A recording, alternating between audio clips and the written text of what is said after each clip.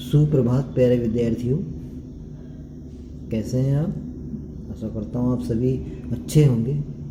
तो बच्चों, आप घर पर ही रहिए और घर पर रहने के साथ साथ बिल्कुल आप हाथों को सैनिटाइज करते रहिए और बाहर यदि निकलो तो मास्क का उपयोग करना न भूलें और ज़्यादा से ज़्यादा लोगों के संपर्क में आने से बचें। तो बच्चों, ये समय आपको अपनी सुरक्षा करने का है, ठीक है।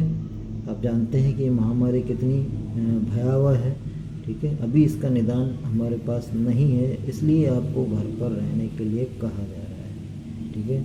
तो चलिए, आज हम कक्षा छठी से विषय हिंदी के पहले पार्ट पर चर्चा करेंगे बच्चों, जिसमें ये जो दिखाई दे रहा होगा आपको लेसन ना स्क्रीन पर, ये जो जलाओ दिए, ये महाकवि श्री गोपाल दास जी नीरज ना इनके द्वारा रचित कविता है, जो इन्होंने दीपावली के शुभ अवसर पर रचित।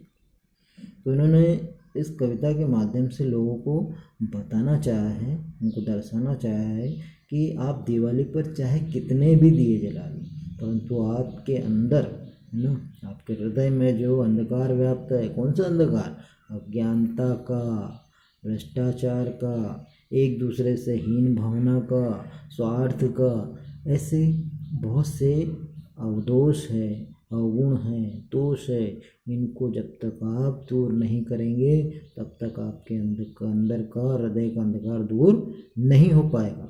तो चलिए, कुछ पंक्तियों के माध्यम से वो दर्शाना चाह रहे हैं, तो उनको थोड़ा समझ लेते हैं, ठीक है, ताकि आपको भी समझ में आ जाए कि लेसन किस तरह से उन्होंने समझाया है।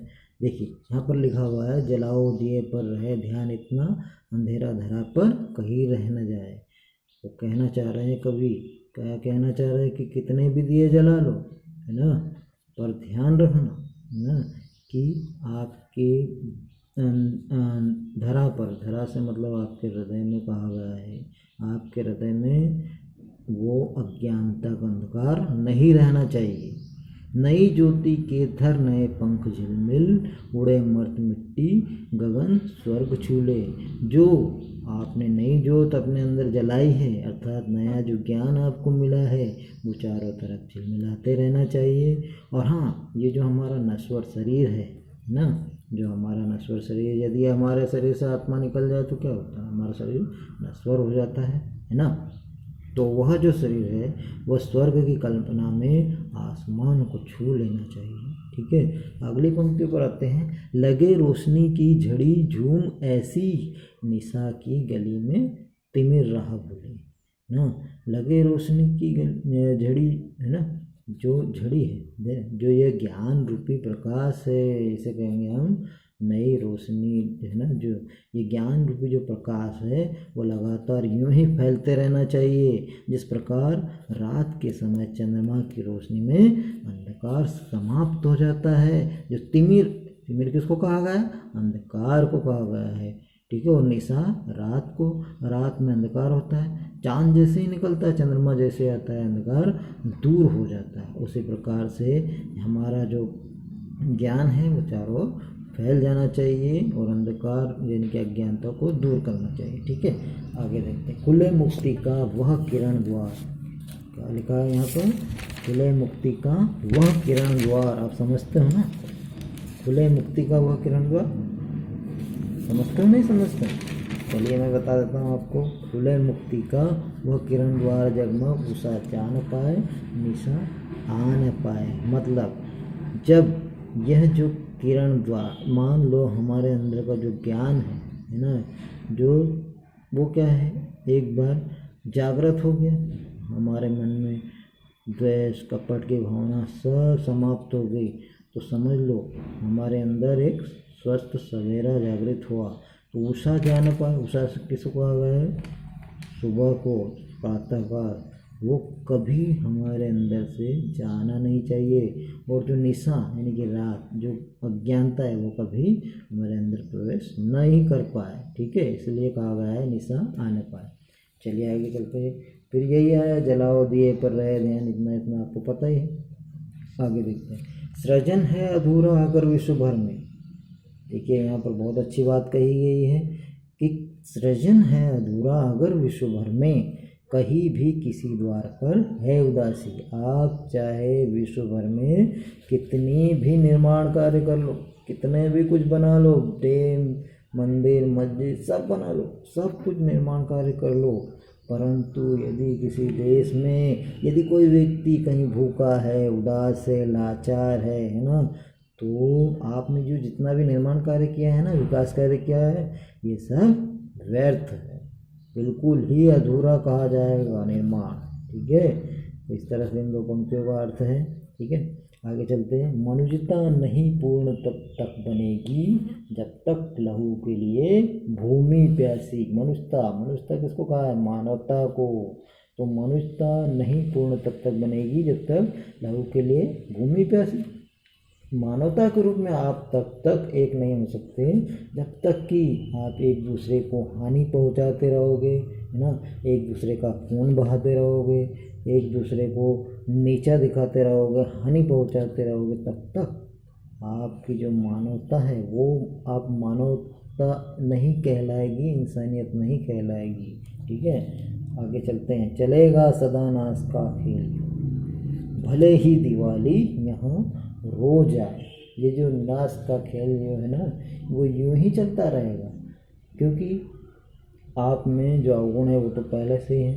ठीक है, आप एक दूसरे को हानि पहुंचा रहे हैं, सारी चीज़ें हो रही हैं, तो ये जो नाश का जो विनाश का जो खेल है ना, वो यूं ही चलता रहेगा। भले ही दिवाली यहाँ रोज आए, भले आपके यहाँ दिवाली रोज आती रहे, ठीक है, आप भले ही खूब मिठाइयाँ खाते रहे, खूब नए कपड़े पहनते रहे, है ना, परंतु आप किसी भी प्रकार से आपके अंधकार को दूर नहीं कर पाएंगे, क्योंकि आपने आपके अंदर के अवगुणों को, है ना, विनाश कार्यों के प्रति जो आपकी इच्छाएं हैं उनको आपने दूर नहीं किया, तो ये संभव नहीं हो पाएगा। फिर वही जलाओ दिए। ठीक है, अब आगे देखिए यहाँ पर, मगर दीप की दीप्ति से सिर्फ जग में नहीं मिट सका है धरा का अंधेरा। मगर दीप की, यदि आप सोच रहे होंगे कि छोटे से दीपक की रोशनी से अंधकार दूर होगा, तो यह सब व्यर्थ है, क्योंकि इस प्रकार से अंधकार यानी कि हम अज्ञानता को नहीं मिटा सकते और मिटा भी नहीं सकते। यदि एक छोटा सा दीपक लगा दोगे तो क्या अंधकार मिट रहा है? नहीं। यदि एक व्यक्ति ये सोचा है कि मैं ऐसा नहीं करूँ, तो ऐसा हो पाएगा? सभी को एक साथ मिल कर के आना होगा, तभी इस अज्ञानता, इस विनाशता की लीला को समाप्त किया जा सकता है। अब देखिए यहाँ पर वो आगे लिखा है, उतर क्यों न आए नखत सब गगन के। उतर क्यों न आए नखत सब गगन के, नहीं कर सकेंगे हृदय में उजाला। अब भाई यदि आसमान के जितने भी तारे, नक्षत्र है, तारे हैं, है ना, यदि इस अज्ञानता को आपको दूर करना है, तो विनाशता को मिटाने के लिए आसमान के सारे जितने भी यदि मान लो आ जाए, है ना, तो आप क्या सोचेंगे, है ना, कि ये सब अंधकार मिट जाएगा? नहीं, ये नहीं मिटा पाएंगे। यदि पृथ्वी पर ये लोग आ भी जाएं, ये सभी आ भी जाएं, हमारे हृदय में भरे अंधकार को कभी भी दूर नहीं कर पाएंगे। ठीक है, क्योंकि उसे दूर करने के लिए हमको ज्ञान चाहिए, है ना, शिक्षा चाहिए। अब आगे देखिए, कटेगी तभी यह अंधेरी गिरी। देखिए ये बहुत महत्वपूर्ण पंक्तियाँ हैं दो। कटेगी तभी यह अंधेरी गिरी जब स्वयं धर्म मनुष्य दीप का रूप आए। अब देखिए यहाँ पर, कटेगी तभी यह अंधेरी गिरी। अंधेरी गिरी समझते हैं ना, आपको बता देता हूँ कि यह जो अज्ञान है ना, विनाश है, स्वार्थहीन भावना, कपट, लालच, जितने भी ये सभी अवगुण हैं, तभी दूर होंगे जब प्रत्येक मनुष्य दीपक के समान बनेगा और अपने अंतर मन में छिपे इन दोषों को स्वयं दूर कर सकेगा। एक दूसरे का सहयोग करे, है ना, और एक दूसरे से प्रेम से रहे, प्रेम और सौहार्द का वातावरण निर्मित करे, है ना।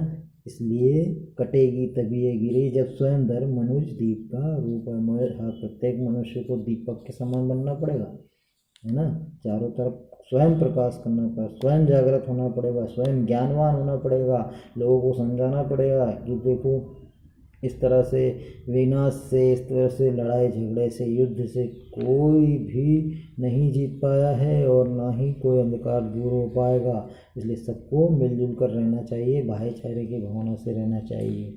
इस कविता के माध्यम से कवि ने बहुत ही अच्छा संदेश दिया है बच्चों, बहुत ही एक मार्मिक कृत्य के द्वारा उन्होंने इस प्रकार की रचना कर लोगों को समझाने की कोशिश की है। उन्हें ये समझाने की कोशिश की है कि आप सभी प्रेम और सौहार्द की भावना से रहें, एक दूसरे से प्रेम करें, तभी अंधकार को दूर किया जा सकता है।